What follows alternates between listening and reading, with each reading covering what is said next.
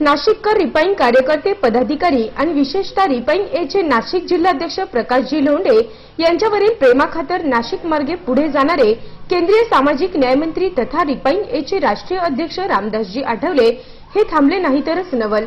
खासदार आठवलेंच्या धर्मपत्नी सीमाताई आठवले तसेच त्यांचा चिरंजीव जीत आठवले हे 2 दिवस नाशिक मुक्कामी येऊन गेल्यानंतर काल दुपारी विधानसभेचे माजी सभापती अरुणभाई गुजराती यांच्या अमृत महोत्सवी सोहळ्यास हजेरी लावून नाशिक मार्गे जाताना जत्रा हॉटेल परिसरात फटाक्यांच्या आतिषबाजीत प्रकाशजी लोंढे यांच्यासह पदाधिकाऱ्यांनी त्यांचे स्वागत केले।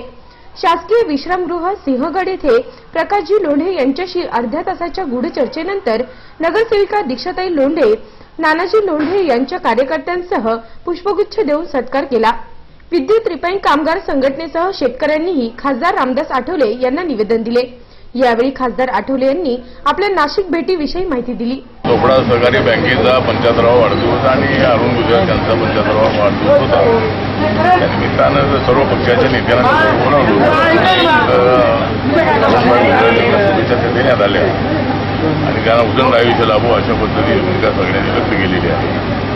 तरी महाराष्ट्राची परंपरा जी आहे ती जरी आमचे पक्ष वेगळे असले निवडणुकीमध्ये जर एकमेकांच्या विरोधामध्ये उभे राहत असलो काय बोलत असलो तरी एक नीतिमत्तेवर आधारलेलं जे राजकारण आहे ते महाराष्ट्रात आहे। त्यामुळे एकमेकांच्या सुखदुःखामध्ये सामील होण्यासाठी सगळेजण एकत्रित येतो। परवा नितीन गडकरींच्या वाढदिवसालाही सगळे नेते उपस्थित होते आणि त्या निमित्तानं आज मी इथे आलो। आठवले नाशिक जिल्ह्यातील 15 तालुका अध्यक्षांसह महिला आघाडी, चालक मालक आघाडी, युवा संघटनासह सर्व प्रमुख पदाधिकाऱ्यांनी मोठी गर्दी केली होती। खासदार हरिश्चंद्र चव्हाण यांनीही आठवले यांची अचानक भेट घेतली। प्रकाश लोंढे यांनी खासदार आठवले यांच्या भेटीतील चर्चेचे गुपित येत्या काही दिवसात दिसेलच अशी माहिती दिल्याने येत्या काही दिवसात शहरात राजकीय उलथापालथ होणार की काय अशी शंका निर्माण झाली आहे।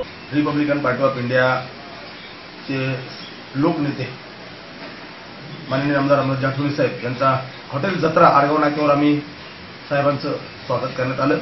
मात्र स्वागत हे जरी प्रचंड गर्दी होती परंतु साध्या पद्धतीने करण्यात आलं तरी नाशिक जिल्ह्यामध्ये झालेल्या शेतकऱ्यांच्या आत्महत्या याची आम्हाला जाणीव आहे। कोणाची लाट आली कोणाचे काही आलं तरी आम्ही त्याच ताकदीने त्याच हिमतीने त्याच जिद्दीनं उभे राहतो आणि आठवले साहेबांना परिपूर्ण साथ देतो। अशीच साथ देण्यासाठी रिपब्लिकन पक्षाच्या कार्यकर्त्यांनी आगामी काळामध्ये जे निर्णय होतील त्याबरोबर राहतील याची मला आहे। खासदार रामदास आठवले आणि जिल्हाध्यक्ष प्रकाश लोंढे यांच्या गोपनीय चर्चेमुळे नाशिकच्या राजकारणात काहीतरी वादळापूर्वीची शांतता नांदते असे चित्र निर्माण झाले आहे। नाशिक सिटी न्यूजसाठी व्हिडिओ जर्नलिस्ट सुनील पगारे, सातपूर।